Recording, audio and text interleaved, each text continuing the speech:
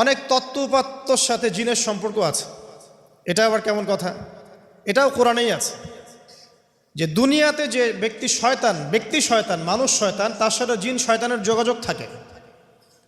বিশ্বাস করেন না? দুনিয়াতে যে ব্যক্তি মানুষ শয়তান, তার সাথে জিন শয়তানের যোগাযোগ থাকে।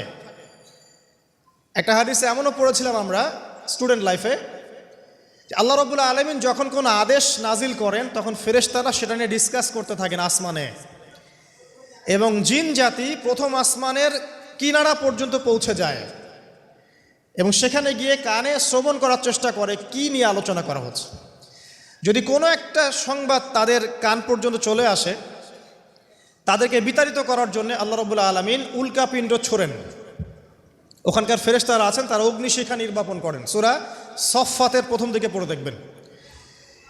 এই জিন দুনিয়াতে যে কবিরাজ বা তান্ত্রিক বা জাদুকরের আন্ডারে আছে, সে এসে তাকে জানিয়ে দেয় এই হতে যাচ্ছে।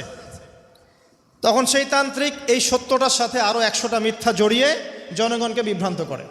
তখন তার কথা ফলে যায়, মানুষ মনে করে যে তান্ত্রিক অনেক বড় কিছু হয়ে গেছে। তো এগুলো সবই ফিতনা। যাই হোক, এই জিনের ব্যাখ্যা কিন্তু আমরা করতে পারছি না বিজ্ঞান দিয়ে। আমরা আত্মা কাকে বলে জানি না। আত্মার কি কোনো বৈজ্ঞানিক ব্যাখ্যা আছে? স্বপ্ন দেখি